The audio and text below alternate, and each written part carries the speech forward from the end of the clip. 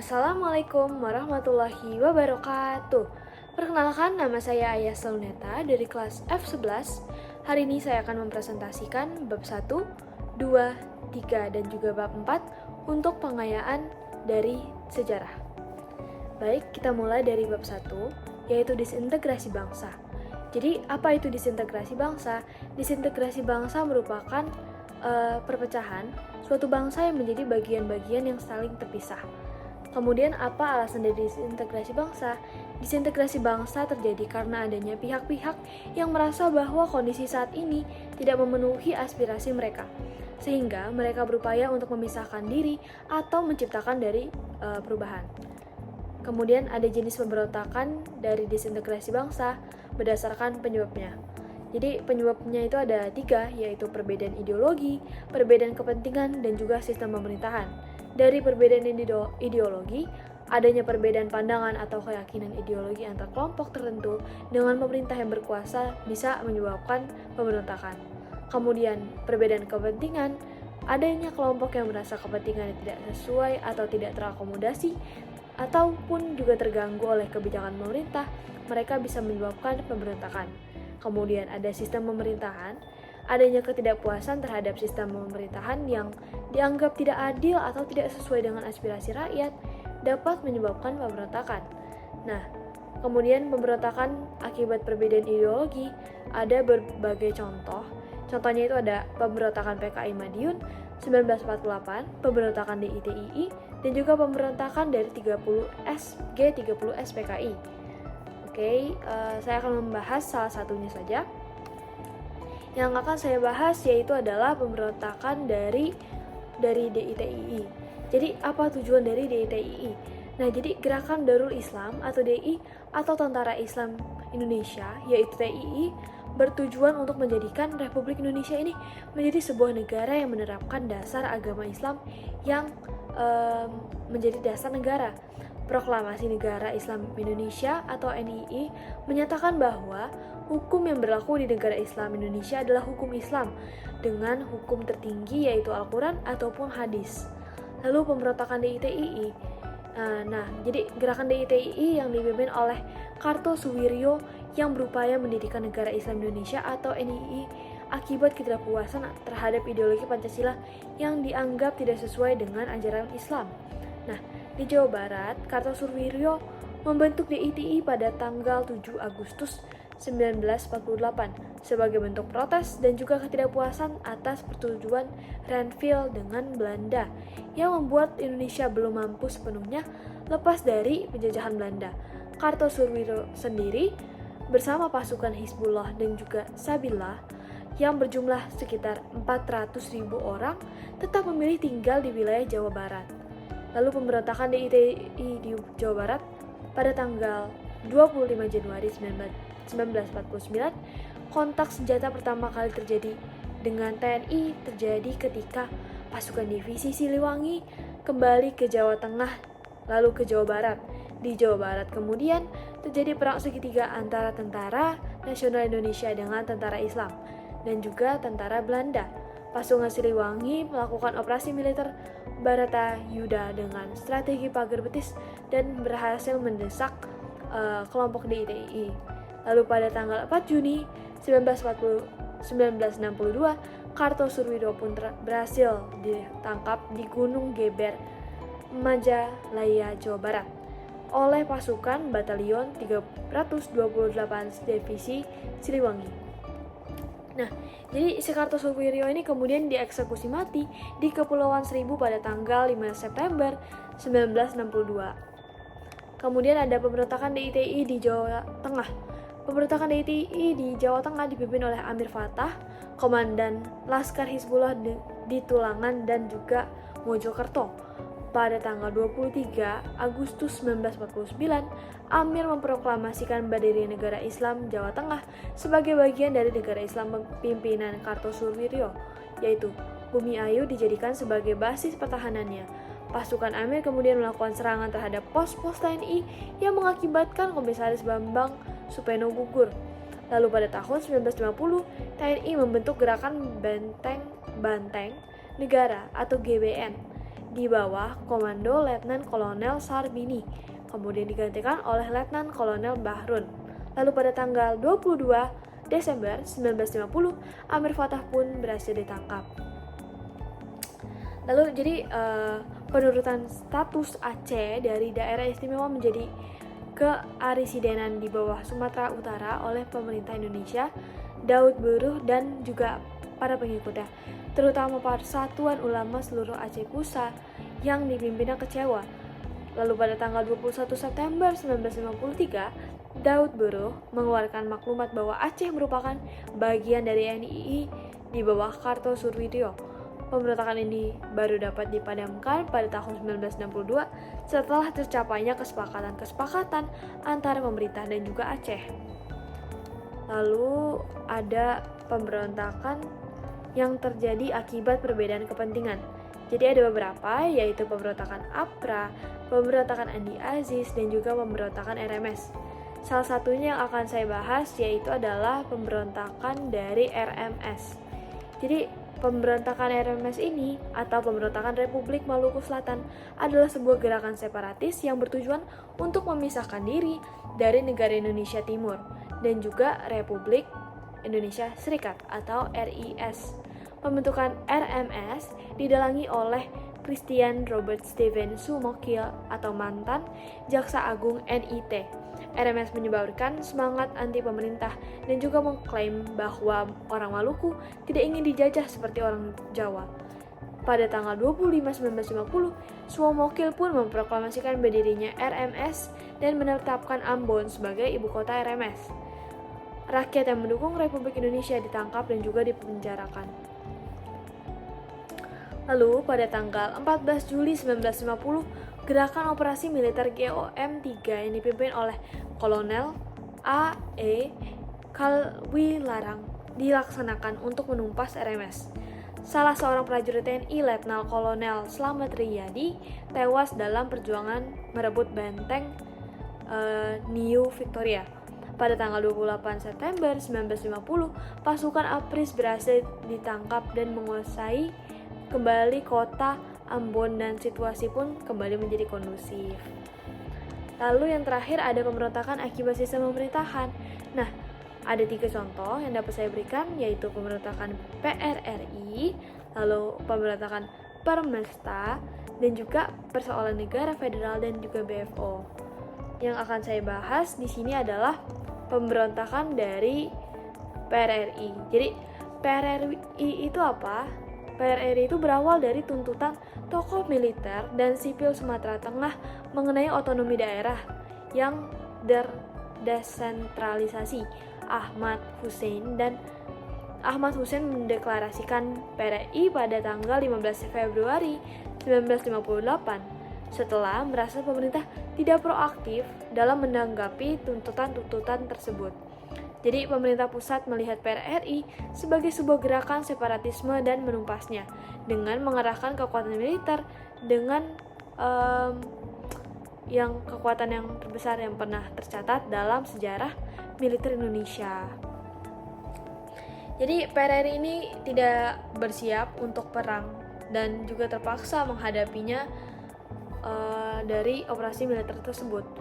PRRI menandai tamatnya riwayat Partai Masyumi dan juga Partai Sosialis Indonesia.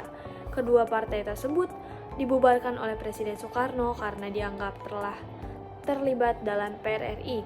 Sementara itu, pengaruh Partai Komunis Indonesia atau PKI semakin menguat di Sumatera Barat. Makin banyak pegawai negeri yang mendukung PRI digantikan dengan orang-orang komunis. Nah, kemudian sebagai penjelas saja, Permesta itu adalah persetujuan untuk mengakhiri pemberontakan karena telah membagi provinsi Sulawesi menjadi 2 provinsi antara Sulawesi Utara dan juga Sulawesi Tengah. Nah, pemberontakan ini dilatar belakangi oleh pembagian otonomi daerah yang tidak adil. Kemudian untuk persoalan negara federal dan juga BFO itu disebabkan oleh gerakan yang ditimbulkan oleh Jenderal Hindia Belanda. Nah, upaya yang dilakukan oleh jenderal tersebut berujung pada pemberontakan Majelis Permusyawaratan Federal pada tanggal 7 Juli 1948 di Bandung. Dalam perkembangannya muncul ketidakpuasan negara-negara bagian RIS yang menginginkan kembali membentuk menjadi NKRI. Nah, pada akhirnya 17 Agustus 1950, RIS pun dibubarkan dan NKRI pun ditegakkan. Baik, sekian untuk bab 1. Kita akan lanjut ke bab 2. Terima kasih. Baik teman-teman dan juga Bu Risa, sekarang saya akan melanjutkan penjelasan mengenai bab 2 yaitu demokrasi. Jadi saya akan menjelaskan dulu.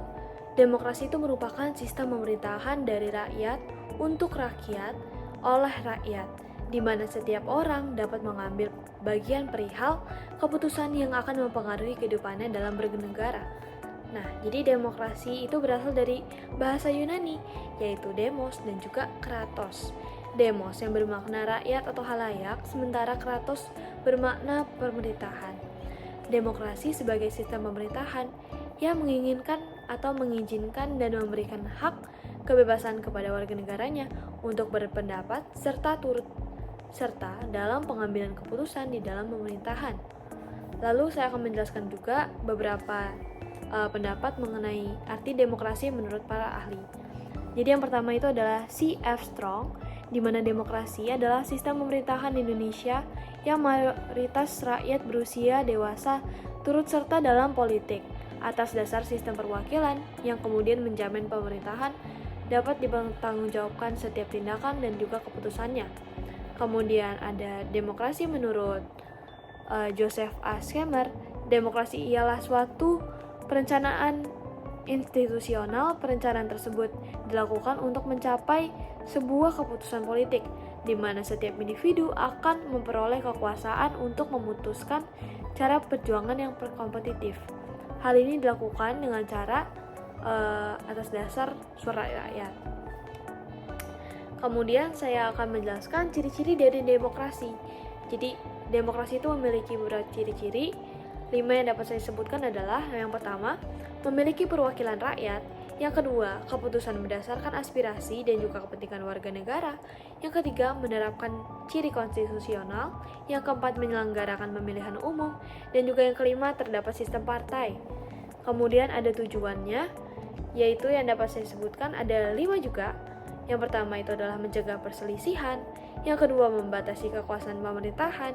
Yang ketiga, mendorong masyarakat aktif dalam pemerintahan. Yang keempat, menciptakan keamanan dan ketertiban. Dan juga yang kelima, memberikan kebebasan dan juga kuasa dalam berpendapat. Kemudian ada berbagai macam dari demokrasi. Yang pertama itu ada demokrasi parlementer. Jadi demokrasi parlementer itu adalah demokrasi yang dimana memberi lebih banyak kekuatan terhadap legislatif atau disebut juga dengan demokrasi parlementer, di mana pihak eksekutif memperoleh hak kekuasaan atas demokrasinya hanya dari legislatif yaitu parlemen. Kemudian ada juga demokrasi langsung. Demokrasi langsung atau demokrasi murni merupakan jenis demokrasi di mana rakyatlah yang memiliki kekuasaan secara langsung tanpa perwakilan, perantara ataupun majelis parlemen. Demokrasi ini membutuhkan partisipasi luas dalam politik. Jika pemerintahan harus mengesahkan undang-undang atau kebijakan tertentu, peraturan tersebut kemudian akan ditentukan oleh rakyat. Mereka memberikan suara pada suatu masalah dan menentukan nasib untuk negaranya sendiri. Nah, untuk tadi demokrasi parlementer, beberapa negara yang telah menerapkan sistem tersebut adalah Inggris dan juga India. Baik, saya lanjut lagi kepada macam-macam demokrasi yang ketiga, yaitu demokrasi tidak langsung. Demokrasi tidak langsung adalah ketika rakyat dapat memilih siapa yang akan mewakili suara mereka di parlemen.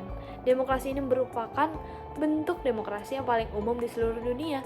Penekanannya terletak pada perlindungan hak-hak, tidak hanya pada mayoritas di bagian negara, tetapi juga minoritas. Dengan memilih perwakilan yang lebih berkualitas, minoritas kemudian akan dapat menyuarakan keluhannya dengan cara yang lebih efisien.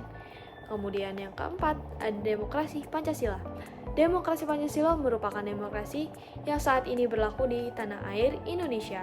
Demokrasi ini bersumber pada nilai-nilai sosial budaya bangsa serta berdasarkan musyawarah mufakat dengan memprioritaskan kepentingan seluruh masyarakat atau warga negara seperti yang tercantum pada kelima sila Pancasila. Lalu yang kelima yaitu demokrasi presidensial. Di bawah sistem demokrasi presidensial, presiden dipilih secara langsung oleh warga negara. Presiden dan cabang eksekutif pemerintah kemudian tidak bertanggung jawab kepada legislatif tetapi tidak dapat membubarkan legislatif secara sepenuhnya. Dalam pemerintahan atau demokrasi presidensial, kepala negara adalah kepala pemerintahan. Negara-negara seperti Amerika Serikat, Argentina, Sudan telah menggunakan demokrasi presidensial. Lalu yang keenam itu ada demokrasi liberal. Demokrasi liberal itu menggunakan sistem politik dengan paham memberikan kebebasan individu. Demokrasi liberal juga dapat dikatakan sebagai demokrasi yang mengutamakan atau memberikan perlindungan hak individu dari kuasa pemerintah dengan catatan-catatan sesuai hukum konstitusional. Nah, ngomongin tentang konstitusional, kita akan lanjut kepada prinsip-prinsip dalam demokrasi. Jadi, prinsip demokrasi yang dapat saya sebutkan untuk bab ini adalah ada 7, yaitu yang pertama, jaminan kebebasan pers, lalu yang keenam, penegakan hukum bersamaan kedudukan, yang kelima, peradilan bebas dan tidak memihak, yang keempat, pergantian kekuasaan berkala, yang ketiga, kebebasan berpendapat dan berserikat, yang kedua, jaminan perlindungan HAM, dan yang pertama, negara berdasarkan konstitusi. Lalu untuk demokrasi di Indonesia, pelaksanaan sistemnya alurnya adalah sebagai berikut. Jadi yang pertama itu ada pelaksanaan demokrasi pada masa revolusi, yaitu tahun 1945 sampai 1950. Lalu Orde Lama, masa demokrasi liberal 1950 sampai 1959. Lalu pada masa demokrasi terpimpin 1959 sampai 1966. Kemudian ada yang ketiga, Orde Baru, yaitu pada masa demokrasi Pancasila 1966 sampai 1998. Yang terakhir yaitu reformasi terjadi pada tahun 1998 sampai saat ini. Baik, saya akan menjelaskan masa-masa tersebut dengan secara singkat saja. Jadi yang pertama, demokrasi parlementer atau liberal. Diberlakukannya UUD 1945 pada periode pertama yaitu 1945 sampai 1949 adalah awal mulainya dipraktikkan demokrasi ini. Namun, demokrasi parlementer tidak berjalan dengan baik. Kehidupan politik dan pemerintahan pada masa itu menjadi tidak stabil. Akibatnya program-program yang dibuat pemerintah tidak dapat dijalankan dengan baik dan juga berkesinambungan. Akhirnya demokrasi ini berakhir secara yudiris pada tanggal 5 Juli 1959 bersamaan dengan pemberlakuan kembali UUD 1945.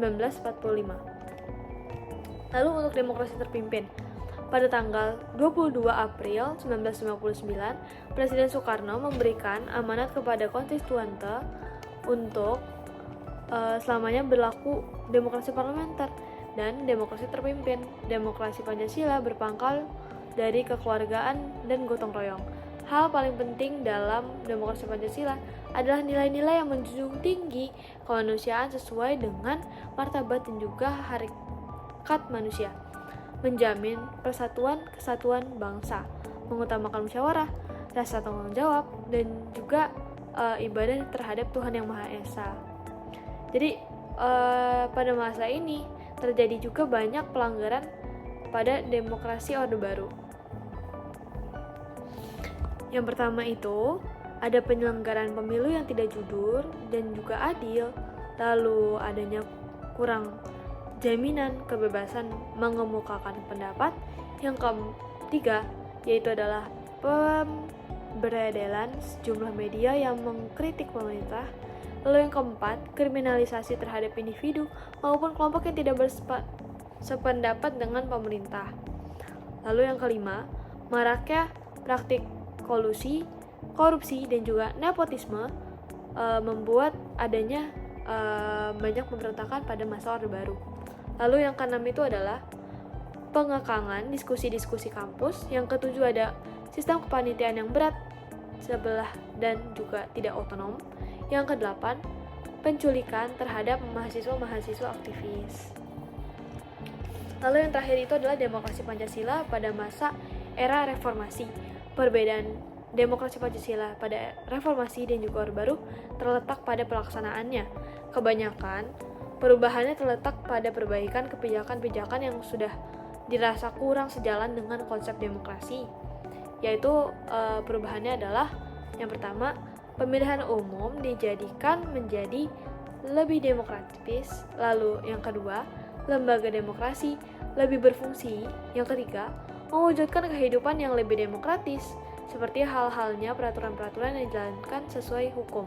Lalu yang keempat, memaknai demokrasi Pancasila sebagai nilai-nilai budaya politik yang mempengaruhi sikap politik atau hidup politik pendukungnya.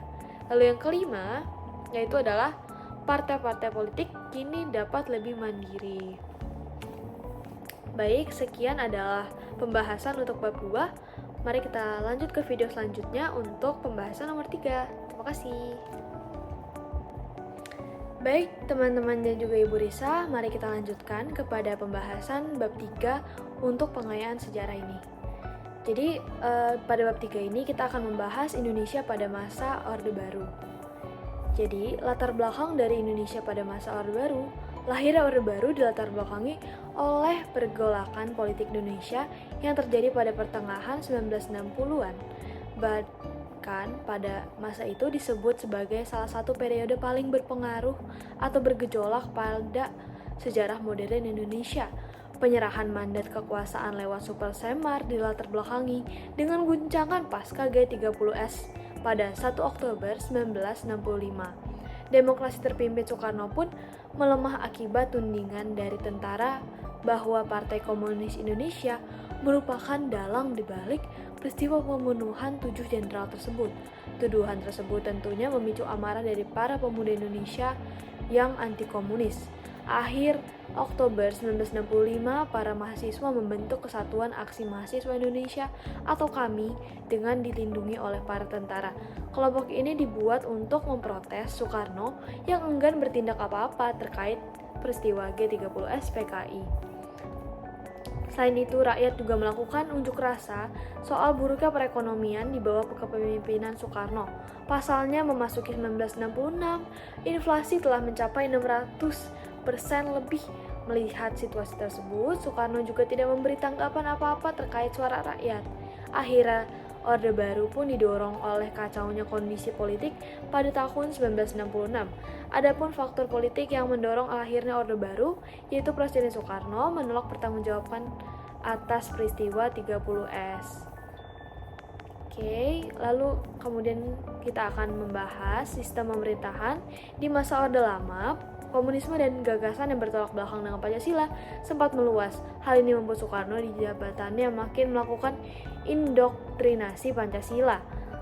Lalu, sistem pemerintahan pada masa Orde Baru adalah presidensial dengan membentuk pemerintahan republik dan juga UUD 1945 sebagai konstitusi yang berlaku.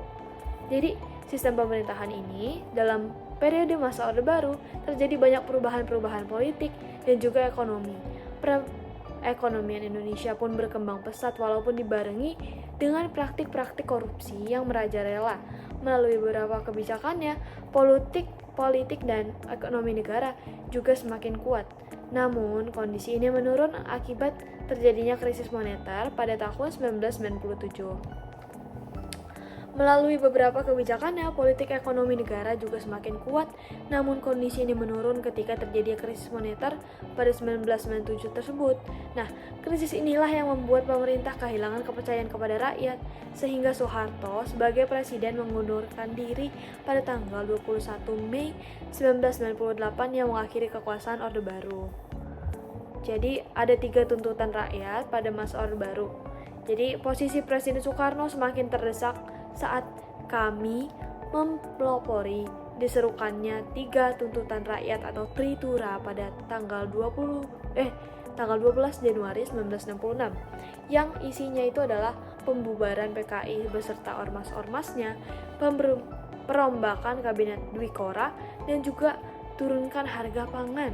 Nah, aksi KAMI diikuti oleh kesatuan-kesatuan aksi lainnya hingga puncak demonstrasi yang terjadi pada tanggal 11 Maret 1966, di mana para mahasiswa menggencarkan demokrasi di depan Istana Negara. Nah, jadi apa sih ciri-ciri pada masa Orde Baru ini yang membedakan dari masa-masa sebelumnya? Yang pertama itu adalah difungsi ABRI.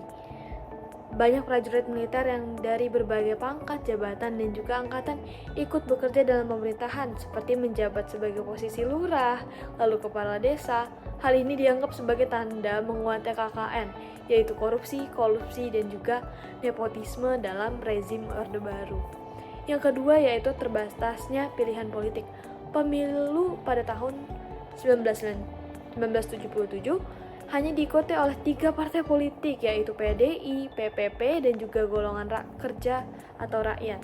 Penyederhanaan ini dilakukan untuk membatasi banyaknya ideologi yang berkembang. Pembagian tersebut diharapkan dapat menciptakan kestabilan politik. Sayangnya malah menyederhanakan pilihan politik, justru menguatkan golongan karya. Kejadian ini dapat dimungkinkan karena Soeharto membuat kebijakan yang mendukung kemenangan golongan karya seperti peraturan untuk monoloyalitas PNS. Lalu yang ketiga yaitu pembangunan masif. Pada masa Orde Baru mempunyai tekad untuk menempatkan pembangunan infrastruktur fisik dan non-fisik sebagai prioritas.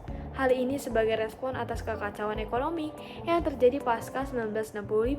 Selain itu, pemerintah juga membuka penanaman modal asing dalam negeri untuk masuk serta membuka usaha di Indonesia. Nah, jadi tadi kan kita udah membahas ciri-cirinya, sekarang kita akan masuk kepada kelebihan pada masa Orde Baru. Jadi, zaman pemerintahan Orde Baru ini terkenal dengan pembangunan yang masif. Hal ini bisa terjadi karena pemerintah Orde Baru memfokuskan dan menjadikan pembangunan infrastruktur menjadi prioritas yang utama, yaitu baik pembangunan fisik dan juga non-fisik. Jadi kelebihan selanjutnya adalah keberhasilan untuk memulihkan kestabilan politik dengan juga keamanan setelah pergolakan Orde Lama. Pemerintah yang sudah menstabilkan kondisi politik saat itu memungkinkan untuk lebih fokus pada pembangunan ekonomi Indonesia. Masa Orde Baru mampu membuat pencapaian dalam pertumbuhan ekonomi yang bisa mencapai rata-rata 7% per tahunnya. Selanjutnya, pengurangan kemiskinan yang signifikan juga terjadi pada masa Orde Baru, yaitu dari 60% pada masa Orde Lama menjadi 11% pada tahun 1996. Nah, pada masa ini juga terjadi swasembada pangan yang terjadi pada tahun 1984. Jadi, ada juga kelebihan pada masa Orde Baru ini. Yang ketiga yaitu adalah pada bidang pendidikan. Masa pemerintahan Orde Baru mengangkat angka partisipasi sekolah dan diberlakukannya wajib belajar 6 tahun. Bukan hanya bidang pendidikan saja, pada bidang kesehatan juga mengalami perbaikan. Angka harapan hidup meningkat dari usia 47 menjadi 67 tahun. Angka kematian bayi juga mengalami penurunan yang sangat signifikan. Banyak sekali perubahan-perubahan yang telah dilakukan oleh Soeharto pada masa Orde Baru ini. Masa ini juga menunjukkan bahwa Indonesia telah menjadi pemain yang aktif pada ranah internasional. Lalu yang terakhir itu ada penyimpangan dan juga penyebab runtuhnya Orde Baru.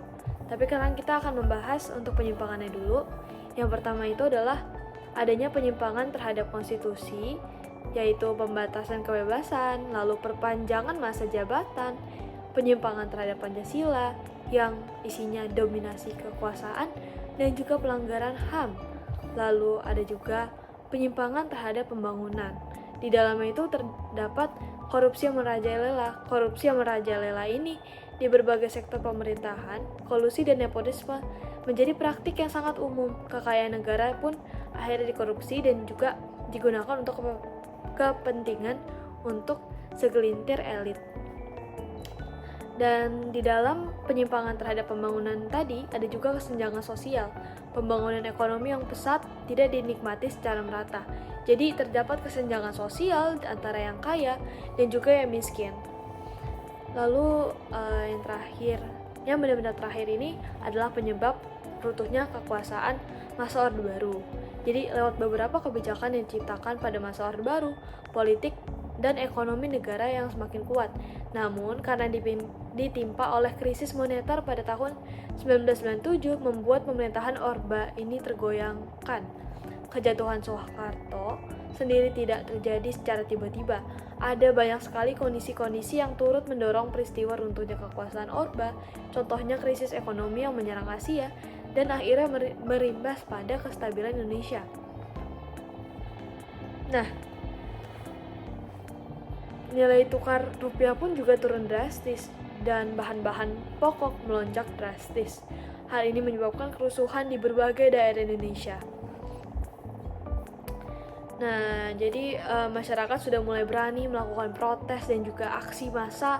Unjuk rasa pun juga muncul sebagai reaksi atas mahalnya harga bahan-bahan pokok yang ada di kota di Indonesia.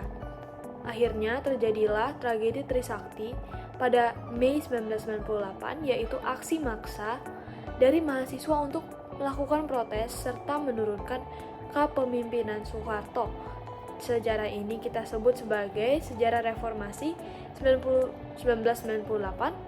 Krisis itulah yang membuat pemerintahan Orba kehilangan kepercayaan dari masyarakat sehingga Presiden Soeharto mengundurkan diri pada tanggal 21 Mei 1998 yang menandakan bahwa kekuasaan Orde Baru pun berakhir.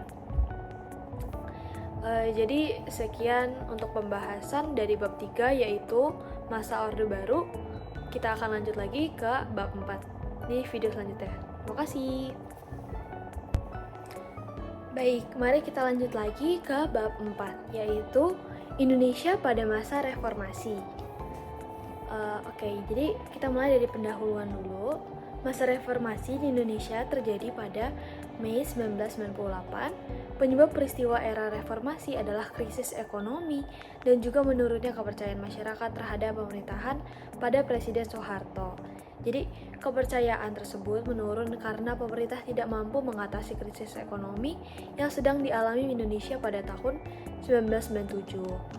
Nah, jadi latar belakang untuk kondisi pemerintahan Indonesia sebelum masa reformasi 1998 didominasi oleh kalangan militer, sehingga demokrasi kurang berjalan dengan baik. Selain itu, perekonomian juga terpuruk disebabkan karena korupsi, kolusi, dan juga nepotisme yang marak terjadi dan bergantungnya ekonomi Indonesia pada bantuan modal asing.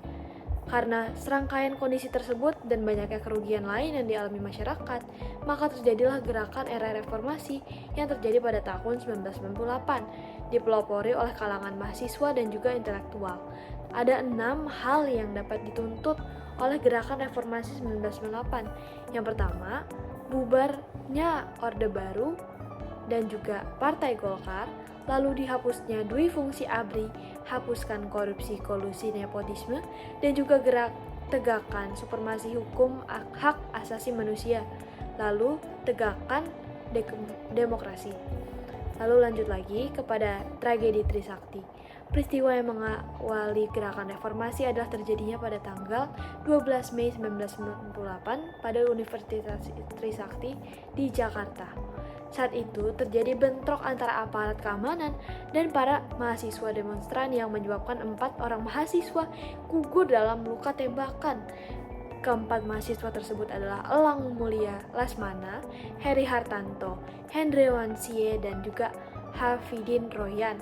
Peristiwa tersebut memicu gelombang demonstrasi yang lebih besar pada tanggal 13 sampai 14 Mei 1998. Akibat peristiwa tragedi Trisakti, terjadilah kerusuhan berupa peristiwa pertokoan dan juga kerusakan pada rumah, perkantoran, dan juga kendaraan milik warga. Lalu kerusuhan yang terjadi banyak lokasi di ibu kota, yaitu sasaran utamanya para pelaku kerusuhan adalah aset milik masyarakat keturunan Tionghoa di Jakarta. Banyak pertokoan, kantor-kantor, bahkan juga rumah pribadi yang dianggap milik masyarakat keturunan Tionghoa dibakar, dihancurkan, dan juga dijarah. Nah, jadi insiden berdarah tersebut terjadi juga di Medan 1998. Sewaktu kerusuhan Mei 1998 sedang marak dan terjadi, salah satu kota yang juga banyak terjadi penumpahan darah terjadi adalah di kota Medan. Insiden berdarah di Medan ini terjadi pada 6 Mei 1998. Kota ini mengalami kerusuhan yang hampir melumpuhkan kota tersebut. Waktu itu ratusan toko dirusak, sejumlah kendaraan dibakar, serta 5 orang tewas dan puluhan orang mengalami luka akibat aksi unjuk karya yang telah mereka lakukan. Jadi lanjut lagi, masuk ke dalam tragedi Kejayan. Tragedi Kejayan menjadi sebuah peristiwa bentrokan berdarah yang terjadi pada Jumat di 8 Mei 1998 di daerah Gejayan, Yogyakarta. Kerusuhan yang terjadi pada saat itu lantaran para demonstran yang mengunjuk rasa dan menuntut agar Soeharto secepat-cepatnya lengser dari jabatannya. Dari peristiwa ini terjadi banyak kekerasan antara aparat dan juga mahasiswa Yogyakarta yang menyebabkan ratusan korban terluka. Bahkan satu orang pun juga meninggal dunia, yaitu bernama Moses Gatotkaca. Nah, setelah tadi ada tragedi Kejayan, ada juga tragedi penjarahan dan juga SARA jelang reformasi 1998. Setelah terjadi tragedi pertumpahan darah di sejumlah daerah di Indonesia, sejumlah di kota Jakarta kembali mencekam pada tanggal 13 sampai 15 Mei 1998. Kala itu Indonesia tengah mengalami krisis moneter di mana hutang-hutang makin menumpuk hingga dolar juga semakin meningkat. Belum selesai dengan krisis moneter, peristiwa nahas lainnya juga terjadi, di mana kios-kios pun dibakar. Wanita etnis Tionghoa mengalami pelecehan seksual dan juga ratusan orang dikabarkan hilang serta tewas dalam kerusuhan ini. Pendudukan MPR dan DPR dengan banyak kerusuhan yang terjadi dan gugurnya 4 orang mahasiswa Trisakti serta turut menyulut api amarah dari kalangan mahasiswa. Salah satu unsur terbesar yang dilakukan demonstrasi oleh para manusia, ini adalah para mahasiswa. Pada 20 Mei, para demonstran mahasiswa menduduki gedung MPR dan juga DPR dan mendesak agar Presiden Soeharto lengser dari jabatannya. Mereka mulai menduduki pos pemerintahan penting termasuk gedung MPR DPR di Senayan. Lalu dari pendudukan ini, akibat ketidakstabilan politik dan ekonomi, desakan dari badan legislatif dan seluruh rakyat Indonesia, suatu peristiwa bersejarah pun terjadi. Akhirnya pada tanggal 21 Mei 1998, Presiden Soeharto pun secara resmi mengumumkan untuk meletakkan jabatannya. Ia kemudian menunjuk wakilnya yaitu B.J. Habibie untuk menggantikan posisinya sebagai Presiden RI di Istana Negara. Dengan lengsernya Soeharto dan majunya B.J. Habibie sebagai presiden, maka menandai dimulainya masa reformasi di Republik Indonesia.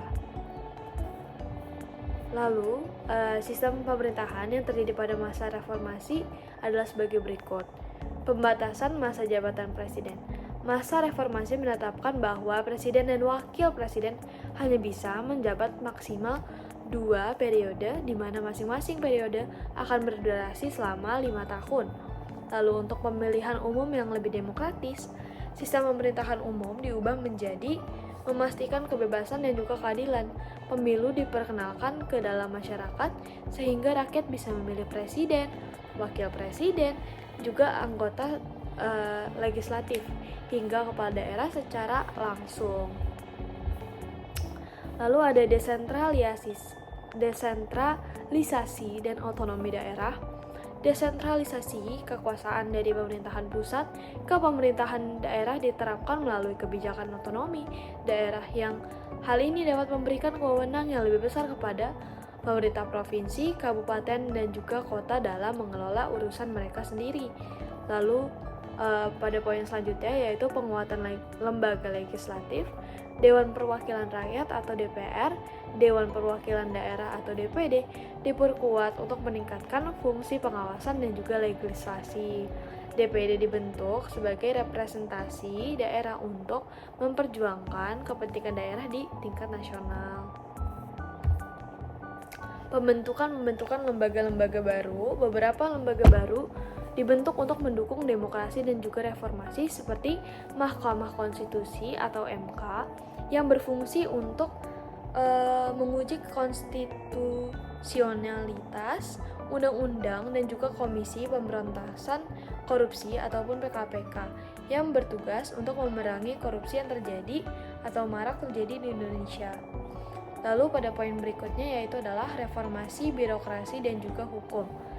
Upaya reformasi birokrasi dilakukan untuk meningkatkan efisiensi serta akuntabilitas. Reformasi hukum juga dijalankan untuk memperkuat supremasi hukum dan memastikan keadilan bagi seluruh warga atau rakyat Indonesia.